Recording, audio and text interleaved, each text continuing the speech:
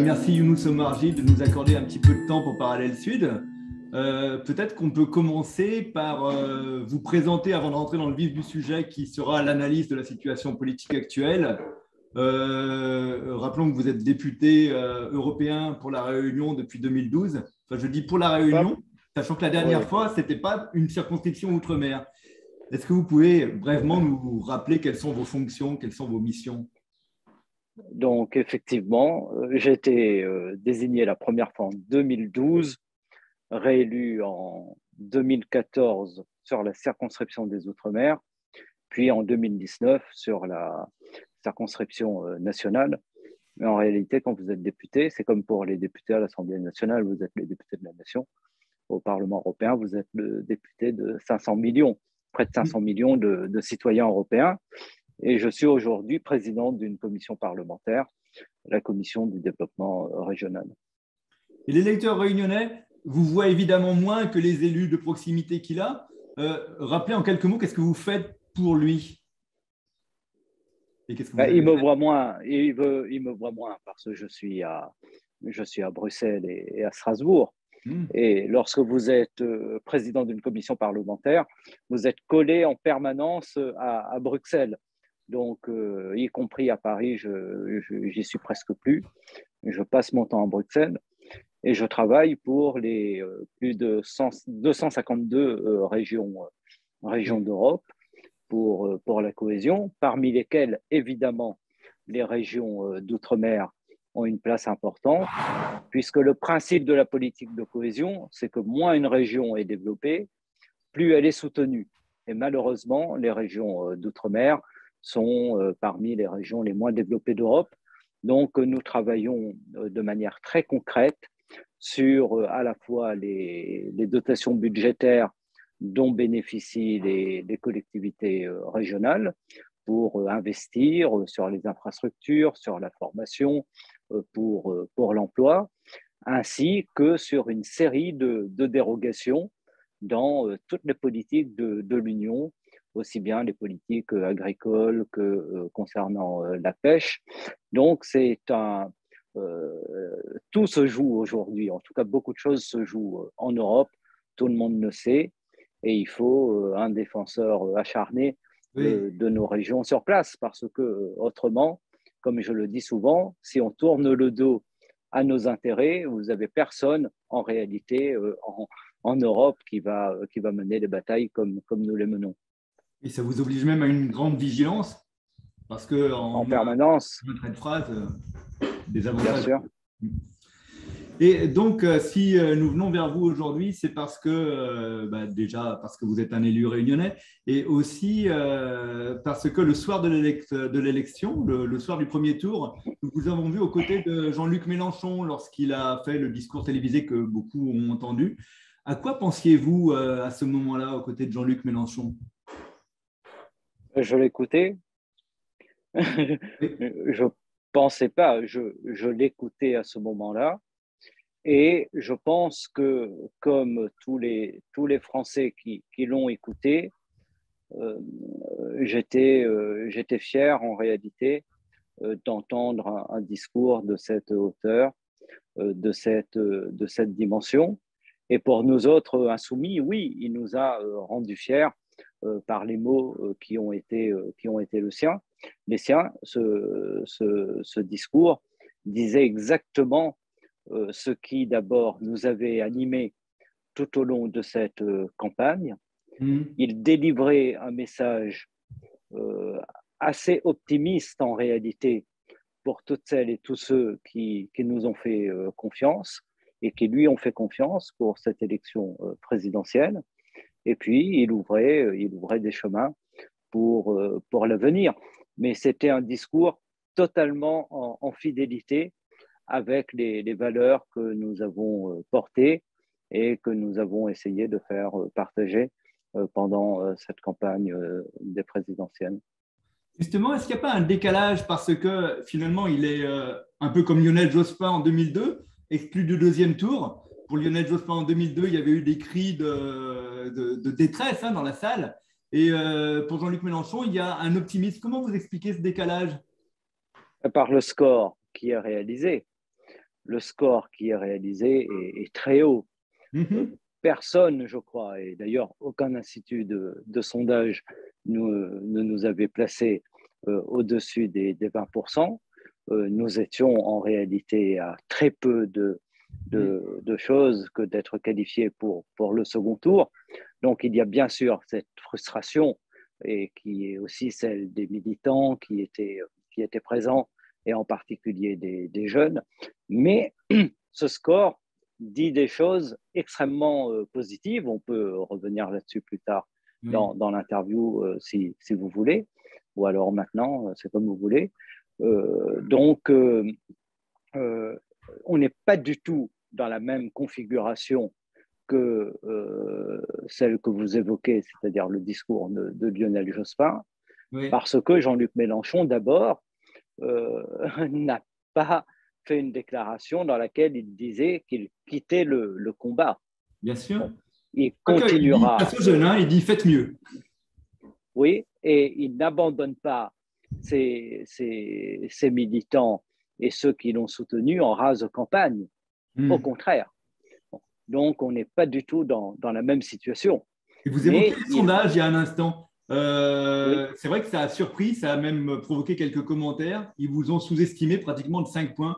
Si les sondages avaient été plus en phase avec la réalité du résultat final de ce premier tour, bien sûr, il y aurait eu un changement aussi. Mais évidemment, parce que les sondages créent aussi l'opinion. On a été manifestement sous-coté tout au long de la campagne.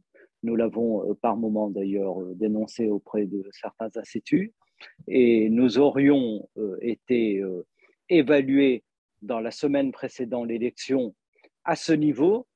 Il est à peu près certain que nous aurions été qualifiés pour le second tour. Donc cela pose une vraie question aujourd'hui en matière de démocratie et je crois que tous ces sondages en période de campagne et surtout dans les derniers jours doivent faire l'objet de réflexions et sans doute de réformes réglementaires, si ce n'est législatives, parce que vous avez une intrusion. Parce qu'en effet, on peut se dire l'élection, ça fait à peu près 5 ans qu'on nous annonce un deuxième tour en 2022, Marine Le Pen, Macron. Donc, il y a eu un petit peu du bourrage de crâne pendant 5 ans. Exactement. Et les Français ont voulu déjouer, et c'est l'une des grandes leçons d'ailleurs de ce scrutin, ils ont voulu déjouer ce duel qui était annoncé d'avance, et ils ont placé Jean-Luc Mélenchon et l'Union populaire en situation, en réalité, de disqualifier l'un ou l'autre des candidats. Et notez tout de même que, contrairement à d'autres candidats, et à Marine Le Pen comme à Emmanuel Macron, nous avons mené cette campagne à contre-courant de tous des principaux médias qui ont passé des années à tenter de discréditer nos idées et nos dirigeants. Et nos idées ont continué malgré tout à progresser, ce qui montre aussi la qualité de la campagne qui a été faite, c'est-à-dire une campagne sur le fond, avec un programme, une équipe, un candidat, et surtout une constance dans... c'est-à-dire on est des gens qui travaillons avec beaucoup d'applications, bon, et une constance comme ça. Et je crois que c'est une campagne qui fait honneur à la démocratie. C'est vrai que la question, elle est là, elle est dans l'univers médiatique qui a entouré l'élection pendant les 5 dernières années. Vous disiez peut-être que législativement, on pourrait réussir à réguler ce qu'il se passe. À quoi vous pensez exactement pour réussir à avoir des médias peut-être plus en phase avec la population? Je ne sais pas. Nous, en tout cas, on avait fait un certain nombre de propositions de manière très globale sur les médias, parce que vous avez aujourd'hui une concentration des médias dans quelques mains, qui poursuivent évidemment des intérêts, des objectifs politiques. Donc, en soi, ça, c'est quelque chose qui est fâcheux, qui est très problématique, qui pose un vrai problème de démocratie. C'est vrai en France, c'est vrai également dans le reste du monde. Et puis, précisément concernant les sondages, je pense qu'il faut peut-être augmenter les contrôles qui peuvent être faits à chercher par qui, mais ça peut être par les candidats eux-mêmes qui sont engagés dans la campagne, et puis arrêter à un moment donné avec les sondages lorsqu'on rentre dans une période qui est trop proche de l'élection. Quelques jours ne suffisent pas. Donc voilà, je pense qu'il y a un champ de travail et de propositions à faire. Et bien sûr, on va commenter le résultat à La Réunion qui est bien au-dessus du résultat métropolitain. Comment est-ce que vous analysez cette forte adhésion de la population réunionnaise à la candidature de Jean-Luc Mélenchon? Oui, bon, quand vous dites que le résultat est bien au-dessus de celui qui est en métropole, c'est vrai, et en même temps, on retrouve des résultats équivalents à ceux de La Réunion dans les zones qui sont les plus défavorisées et les quartiers les plus populaires en France. Et nous avons fait des scores en région parisienne autour de parfois de 60%, même au-delà de 60%. Mais il est vrai que dans tous les Outre-mer, les scores réalisés par Jean-Luc Mélenchon sont très hauts. Nous sortons en tête des Outre-mer. Et d'abord, nous avons déjoué les plans du Rassemblement national et nous avons fait la démonstration que nous sommes le meilleur rempart en réalité à la progression du Rassemblement national dans les Outre-mer.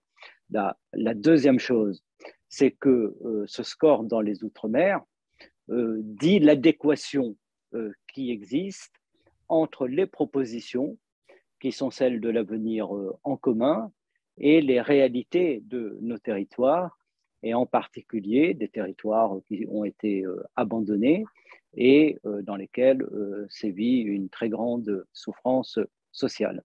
Et la troisième chose, c'est le lien très particulier de confiance qui existe entre notre candidat, Jean-Luc Mélenchon, et les ultramarins.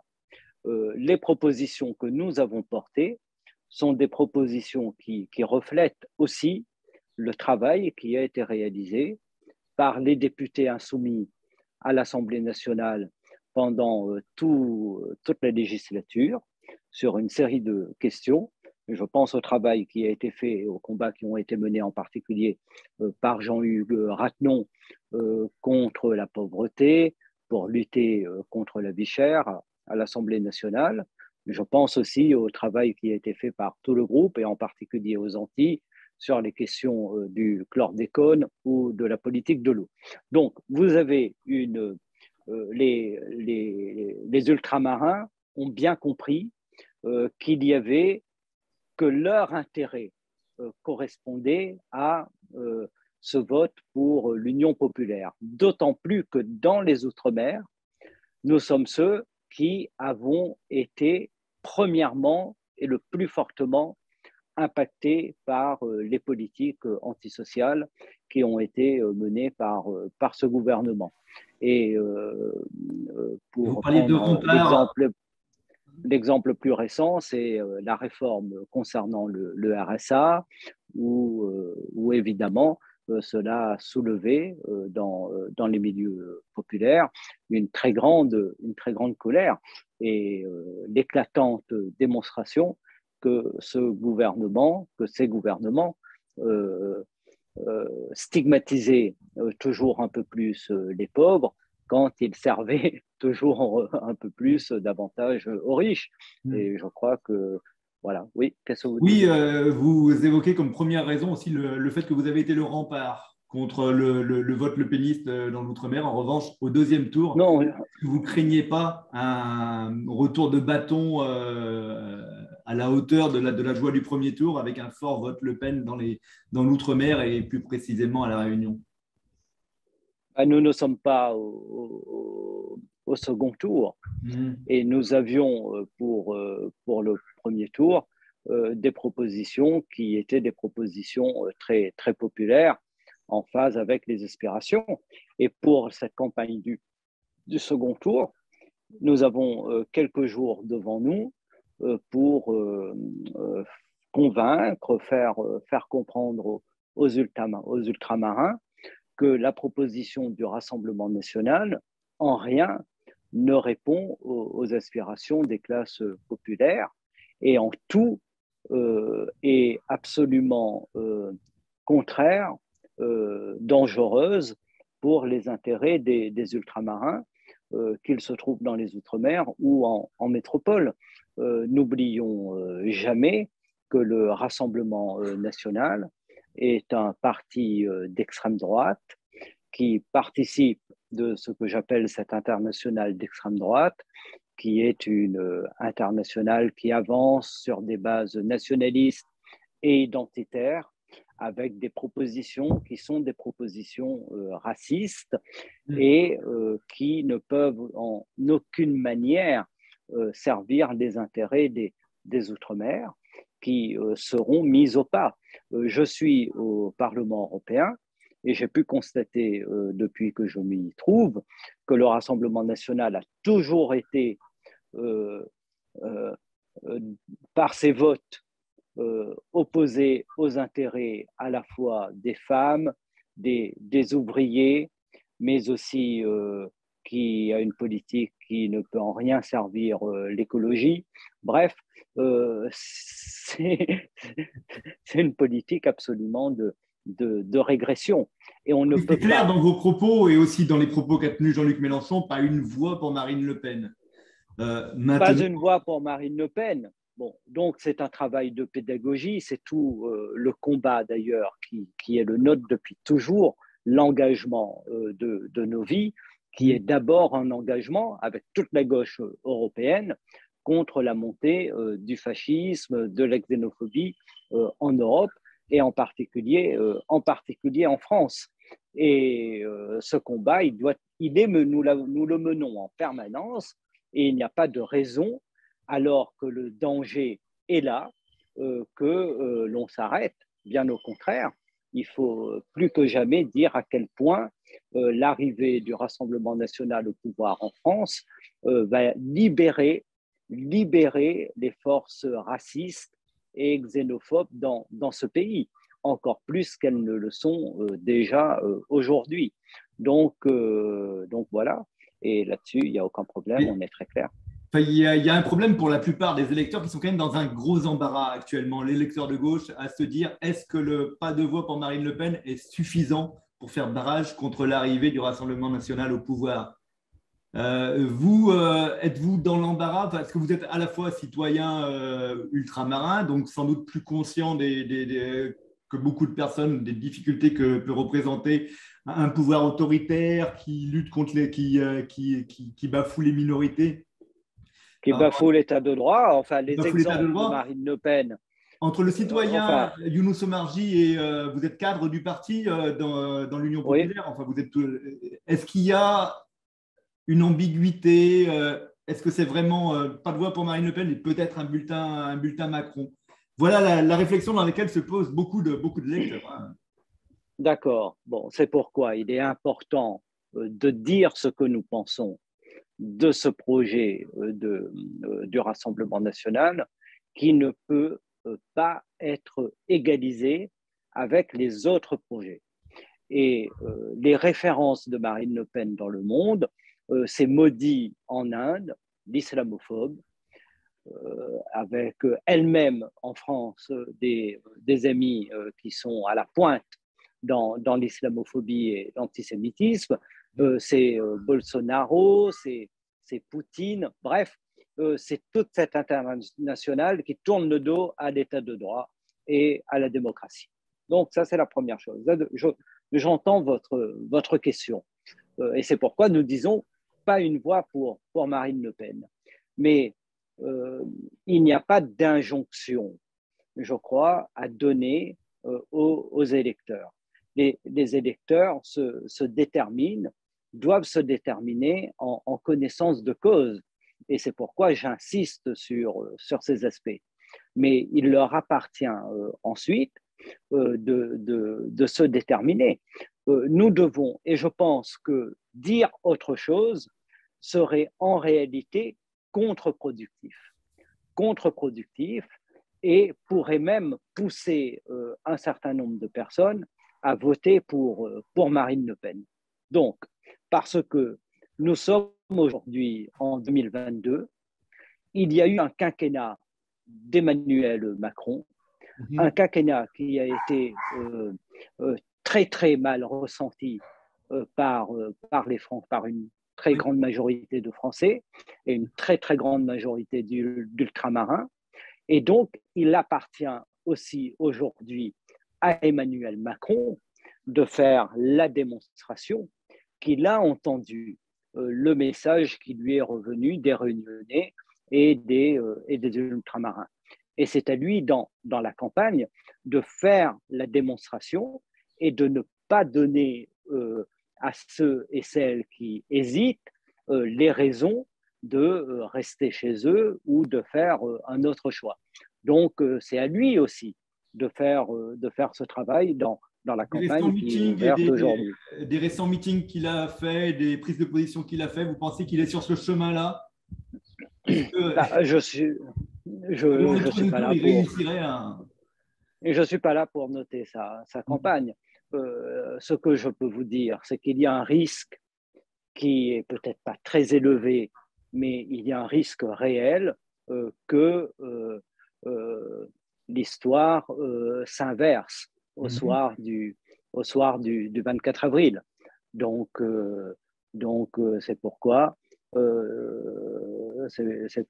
je tiens le discours qui est le mien et qui est celui de Jean-Luc Mélenchon et de la France insoumise. Pas une voix, évidemment, pour Marine Le Pen. Et voilà, et pour le reste, ce que je dis, c'est que chacun doit être bien conscient de ce qui se joue, c'est-à-dire la possibilité que l'extrême droite, raciste, fasciste, xénophobe, n'arrive au pouvoir en France. Et de toutes nos forces, nous devons agir pour que cela ne soit pas le cas. Et de toutes nos forces, nous devons continuer évidemment le combat pour faire triompher l'élan de cette campagne présidentielle, pour faire en sorte que les propositions de l'avenir en commun aient un avenir dans ce pays, puisqu'elles ont recueilli une très large adhésion. Et nous rentrerons évidemment très, très rapidement, certains le sont déjà, dans la campagne des législatives, parce que la bataille se poursuit et notre objectif est bien, sur la base des résultats pour la présidentielle, de gagner les législatives et de créer en tout cas le rapport de force le plus favorable pour que la politique qui soit mise en œuvre demain soit une politique qui tourne le moins le dos aux intérêts populaires. Donc nous sommes là et nous continuons à jouer notre rôle dans la fidélité de tous nos engagements. Comprenez que nous avons passé un quinquennat à combattre la politique d'Emmanuel Macron, que ce dernier n'a pas forcément eu besoin de nous pour soulever parfois la détestation d'un électorat. Donc, il n'y a pas d'autre discours possible que celui qui est le nôtre et de celui de Jean-Luc Mélenchon aujourd'hui, sauf à donner aux électeurs que finalement, on est tous pareils, ils sont tous dans le système et ils servent tous des intérêts identiques. Ce n'est pas le cas. C'est pour ça que je faisais un peu la différence entre le cadre du parti, où j'ai très bien compris quelle était la position et puis quelle était la réflexion de cette position, et le citoyen. Oui. Le citoyen, celui qui vote et celui qui va se réveiller lundi matin ou qui l'apprendra le dimanche soir que Marine Le Pen est élue, il risque de l'avoir amère, quoi. Il a le pouvoir d'en empêcher. Hein. Bon. Et chaque électeur doit être placé devant sa responsabilité. Et nous avons toujours, nous, parlé à l'intelligence des Français, des Réunionnais, des ultramarins. Et on ne peut pas exempter non plus les électeurs de leur part de responsabilité, à la fois de leur responsabilité positive, lorsque vous avez plus de 21% d'électeurs qui font confiance à Jean-Luc Mélenchon, bah, ils ont assumé pleinement ce choix d'une politique de rupture en conscience. Et on ne peut pas excuser totalement, en tout cas excuser celles et ceux qui font un vote en faveur de Marine Le Pen. Ils le font en conscience. Et ils le font en conscience, ils savent qu'ils votent pour un parti qui est raciste et un parti qui est xénophobe et qui est un parti d'extrême droite. Jean-Luc Rappenon disait qu'il ne faut pas confondre les fâchés et les fachos, laissant entendre que bon, on peut être fâché à un moment, mais on n'est pas facho définitivement. Oui, mais ce que je dis aux fâchés, c'est de ne pas se faire avoir par les fachos. Parce que les fachos, ils poursuivent des objectifs qui ne vont pas recouper avec les espoirs qu'ils mettent dans ce vote. Si Marine Le Pen est élue, qu'est-ce qu'on fait le lendemain? C'est peut-être pas tout à fait la même chose qu'on prépare simplement les législatives. Si non, est élue, non. Si Marine Le Pen est élue, pour moi, et je parle pour moi, ce n'est pas l'opposition, un temps d'opposition qui s'ouvre, c'est un temps de lutte et un temps de combat. Voilà. Donc c'est tout à fait différent. Je comprends. Et on évoque les législatives. Alors, traditionnellement, mécaniquement, à chaque fois qu'un président est élu, il obtient une majorité aux législatives après. Est-ce que vous pensez que là, les circonstances sont un peu différentes, qui pourraient laisser espoir que la France insoumise, l'Union populaire, puisse imposer une cohabitation, puisque c'est ça l'idée, quoi. L'idée n'est, enfin, je ne sais pas si le terme de cohabitation est le bon. Je ne crois pas d'ailleurs. Je ne pense pas qu'on cohabite, hein, mais je pense qu'on crée des rapports de force. Et notre objectif est bien d'avoir le meilleur score pour les élections législatives, pour imposer le programme de l'avenir en commun et pour imposer une autre politique. Donc, c'est ça l'enjeu. L'enjeu n'est pas du tout de cohabiter. L'enjeu, c'est d'avoir une majorité qui permette d'appliquer le programme L'avenir en commun et cela est possible et c'est pourquoi nous commençons déjà à travailler à la cartographie de ces, ça s'appelle quand même une cohabitation. Élections. Soit on a plus de 50% et on a la majorité et on peut imposer un gouvernement, soit on ne l'a pas et on peut continuer à lutter dans l'hémicycle. Oui, mais ce sont des mots piégeux qui sont péjoratifs, de mon avis, compte tenu d'un certain nombre d'expériences passées, qui ne disent pas l'opposition totale qui peut exister aujourd'hui entre le président de la République et celles et ceux qui peuvent triompher demain avec le programme L'Avenir en commun. Donc, l'objectif n'est pas d'aller gouverner avec Macron. Bon, l'objectif est… On n'aurait pas dû aller gouverner avec Chirac, parce que pendant le gouvernement Jospin sous Chirac, il a fait avancer certaines lois comme les 35 heures. Non, mais oui, mais vous avez compris ce que je vous dis. Oui. Ce que je vous dis, c'est l'objectif, c'est d'avoir une nouvelle majorité et de créer un nouveau rapport de force. Qui ne serait donc pas forcément au sein d'un gouvernement avec un Macron président et un Premier ministre. Mais ça peut l'être, mais c'est ce mot de cohabitation que je n'aime pas. Voilà, parce que il ne dit pas le clivage qui peut exister aujourd'hui. Et donc, Jean-Luc Mélenchon, dans la deuxième partie de son discours, a dit on n'est pas loin, hein, et aux jeunes, et je pensais évidemment à vous et à beaucoup qui devaient être à ses côtés, faites mieux. Je ne suis pas jeune. Oui, mais, 50 ans, je sais. Voilà. Mais d'abord, avant d'en venir à demain, bon, parce que j'en ai pas parlé, ce résultat est très important parce qu'il marque un temps nouveau.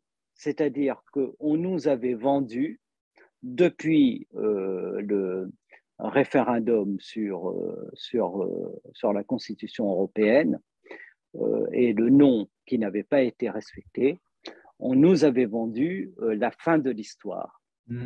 Et la fin de l'histoire du progrès social en particulier, considérant dans le monde, en Europe et en France, qu'il n'était pas possible, plus possible, d'avoir des politiques alternatives. Et tout le monde, et avec en plus les critères, etc., qui s'abattaient partout, en disant, mais l'horizon, le seul horizon, ce sont des politiques libérales. Et on a été sous le coup de cette doctrine, et voilà que de la France, il y a une espérance, une brèche qui s'ouvre, une espérance qui est levée. Et les gens se remettent à penser, et c'est à la hauteur d'ailleurs de la déception, se remettent à penser que c'est possible, qu'il est possible d'avoir des politiques plus sociales, plus écologiques, qui tournent le dos au libéralisme et au néolibéralisme. Je pense que c'est très important parce que l'histoire du progrès se remet en marche. Elle se remet en marche en France, mais elle se remet en marche également dans toute l'Europe parce que le score réalisé par Jean-Luc Mélenchon et l'Union populaire en France a évidemment une résonance dans toute l'Europe et en particulier auprès de toute la gauche européenne. Et je pense qu'il y a là une dynamique qui va au fur et à mesure se renforcer. Donc, le travail qui a été fait par Jean-Luc Mélenchon sur ce plan a une valeur qui est extrêmement grande dans l'histoire même des forces de progrès à l'échelle du monde et en Europe. Donc, il ne faut pas sous-estimer ce point. Il faut d'autant moins le sous-estimer que je pense que la déception qui existe en particulier chez les jeunes qui ont voté pour la première fois exprime cela. Ils pensaient très fortement, et ils avaient raison, que c'est redevenu possible. Et c'était redevenu possible avec Jean-Luc Mélenchon. Ensuite, quand Jean-Luc Mélenchon dit faites mieux, bon, bah, il nous dit à nous, mais aussi aux jeunes à qui il s'adresse, hein, parce que les jeunes ont pris une part très importante dans la campagne. Nous avons gagné le vote des jeunes. Il leur dit, ben voilà, le combat continue. Bon, et c'est la différence avec, vous avez évoqué Jospin tout à l'heure, c'est exactement l'inverse. Il dit que le combat continue et que c'est à eux, c'est à nous de le continuer avec tout ce qui est très positif qu'il laisse avec le travail qu'il a accompli avec cette campagne et le travail qu'il va continuer à accomplir. Parce que Jean-Luc Mélenchon, en aucune manière, ne déserte le combat et ne déserte la vie politique. Et je crois qu'il va continuer à être présent et avoir un rôle très éminent, même s'il ne prendra pas les formes enfin, je ne veux pas parler à sa place, mais les formes électorales. Hein, voilà. On a compris qu'il ne sera pas candidat la prochaine fois, mais que d'ici la prochaine présidentielle, il sera sur le terrain avec l'Union populaire. En tout cas, on continue plus que jamais à avoir besoin de lui dans la France insoumise et dans l'Union populaire. D'ailleurs, oui, on se trompe un peu parfois dans les noms France Insoumise, Union Populaire. Union Populaire, c'est uniquement pendant la campagne présidentielle et vous redevenez France Insoumise ensuite ou ça va rester… Non, c'est pas qu'on redevient parce que la France Insoumise n'a jamais cessé d'exister. Elle était une composante de l'Union Populaire et je crois que l'Union Populaire est un cadre aujourd'hui élargi qui fédère des forces qui a vocation à continuer à s'élargir. Et c'est tout le mal qu'on se donne. Et je crois que le résultat de la présidentielle donne encore plus de force aujourd'hui à l'Union populaire. Donc oui, l'Union populaire continue avec la France insoumise qui continue à jouer son rôle dans le respect, évidemment, de toutes celles et tous ceux qui ont rejoint, comme le PLR, l'Union populaire. Je veux en profiter également pour saluer l'ensemble des soutiens à la Réunion qui ont contribué au résultat, et en particulier la présidente Huguette Bello et Patrick Le Breton. Et je crois que nous avons maintenant d'autres victoires à construire dans l'intérêt de la population. Il ne s'agit pas de gagner des batailles électorales pour gagner des batailles électorales. Il s'agit de gagner des batailles électorales pour être plus fort à Paris, pour défendre les intérêts de la Réunion. Et nous avons vu que la valeur des députés de notre famille politique, quels que soient les gouvernements, c'est que nous ne sommes jamais des bénis oui-oui du pouvoir. Et que toujours nous poussons le pouvoir dans ses retranchements. Et c'est le grand mérite de Jean-Hugues Craquenon à l'Assemblée nationale d'avoir toujours été au combat pour dire ce qui devait être dit de la manière dont cela devait être dit, en pleine symbiose de tonalité avec ce que pense le peuple à la Réunion. Et je crois que plus que jamais, on a besoin de cela. Et j'avais dit d'ailleurs à Jean-Luc Mélenchon qu'il ne se trompe pas, si gagner les élections, nous continuerons à être extrêmement exigeants pour la Réunion parce que voilà, c'est notre devoir. D'accord. Et vous, plus personnellement, on a dit que vous aviez plus de 50 ans, on l'a avoué, mais bon, on a tous passé ce cap des 50 ans. Ah oui. Voilà. Comment vous voyez votre engagement à venir? Vous avez beaucoup de travail à accomplir à Bruxelles, mais est-ce que vous allez briguer de nouveaux mandats et peut-être des mandats locaux? Parce que je ne crois pas que vous soyez déjà présenté sur un mandat, à moins que je me trompe, local sur la Réunion. Non. The right man at the right place. C'est-à-dire que pour le moment, depuis toujours, je suis au Parlement européen. J'ai des responsabilités aujourd'hui qui sont écrasantes, hein, avec quand même une politique de cohésion qui représente à peu près 390 milliards d'euros, des enjeux très importants pour les régions ultrapériphériques, mais aussi pour toutes les régions d'Europe. On a été rattrapé par deux crises, la crise du Covid et la guerre en Ukraine. Je pense que je suis aujourd'hui entre guillemets, tout en essayant de rester modeste, une personnalité en Europe, dans les politiques européennes. J'ai énormément de responsabilités qui m'attendent encore jusqu'à la fin du mandat. Donc, je suis quelqu'un qui n'a jamais… ma seule ligne de conduite a été le travail et d'être au-devant des obligations qui pèsent sur moi. Et je pense que voilà, j'ai du travail à faire encore jusqu'à la fin de mon mandat. Donc, je continue évidemment à le faire. J'ai jamais été obsédé par la prochaine élection, vous voyez. Oui, vous sentez votre utilité énorme à Bruxelles, vous avez même un devoir de loyauté par rapport à tous les chantiers que vous avez engagés et vous pouvez bien sûr passer ailleurs, quoi. Bah, évidemment, bien sûr. Bien sûr. Et puis, bon, nous avons aujourd'hui un cadre qui est plutôt intéressant puisque nous avons une région qui est présidée par Huguette Bello.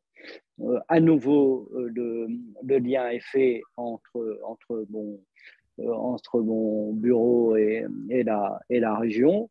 Donc, nous pouvons travailler en cohérence, en convergence sur les fonds européens.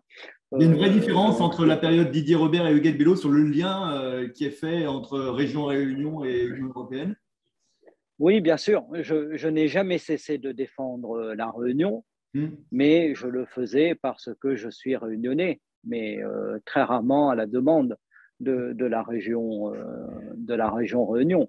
Bon, aujourd'hui, il y a un travail en commun qui, à mon avis, donne beaucoup plus de force, beaucoup plus de poids. Et je pense que c'est une mandature qui commence bien, avec des négociations qui ont été réussies au niveau national. Et je suis certain des discussions et des négociations à venir qui vont être réussies au niveau européen, avec un engagement personnel sur les questions européennes de la présidente, qui, je pense, sera à la conférence des régions ultrapériphériques prochainement en Martinique. Je rencontre mardi le président de la conférence des RUP, Serge Letchimy. Donc, nous commençons à travailler sur tout ça. Entre Serge Letchimy, Gabriel Serville, Huguette Bello, moi-même à la présidence de la commission du développement régional, une Portugaise qui est aujourd'hui commissaire à la politique régionale. Vous avez une configuration, un alignement de planètes qui est plutôt positif et qui peut laisser espérer encore des avancées sur le front européen, des avancées qui vont, je le souhaite en tout cas, aller dans le sens aussi de ce que nous n'avons jamais cessé de dire, c'est-à-dire que les politiques européennes, en particulier dans les régions ultrapériphériques, doivent être plus proches également des intérêts populaires et non pas servir comme ça une espèce de grande machine à gaz qui sert toujours les mêmes, toujours les gros. Non, les fonds européens, tout en assurant leur rôle d'investissement sur les infrastructures, etc., doivent pouvoir aller aussi au plus près des besoins des plus petits. Et c'est tout le mal qu'on essaie de se donner aujourd'hui pour les futures programmations. On avait souvent l'impression qu'il y avait un espèce de consensus, qui soit droite-gauche, entre les élus ultramarins et le positionnement qu'ils devaient avoir par rapport à l'Europe. Là, vous nous expliquez... Ce consensus existe. Oui. Ce consensus existe, évidemment. Mais vous avez une volonté aujourd'hui très forte en Guyane, à La Réunion, en Martinique, mais aussi en Guadeloupe, pour simplifier la gestion des fonds, faire en sorte que les petits porteurs de projets puissent être mieux éligibles, renforcer l'assistance technique, voir comment les fonds européens peuvent aussi venir contribuer à des problématiques sociales, comme la question du logement, donc pouvoir flécher les fonds sur le logement social. C'est le choix qui a été fait par certaines régions ultra-périphériques. Donc, je crois que ça, oui, c'est quelque chose qui continue à faire consensus. Et ce qui fait consensus et ce qui a toujours fait consensus, c'est que nous devons, quelles que soient nos divergences, devant les instances européennes, enfin je suis un peu les instances européennes aujourd'hui, mais essayer de parler de manière unie, parce que les problèmes sont partout. Hein, et il ne faut pas que dans cet agenda européen extrêmement compliqué, dominé par la guerre aujourd'hui en Ukraine, que nos régions soient oubliées. Et nos régions sont aussi impactées par les conséquences de cette guerre. Nous commençons à l'être et nous verrons que nous le serons de plus en plus. Si vous avez aimé cette vidéo de Parallèle Sud, média réunionnais indépendant, partagez-la. Et si vous voulez soutenir la liberté de la presse, faites un don sur notre site parallèlesud.com.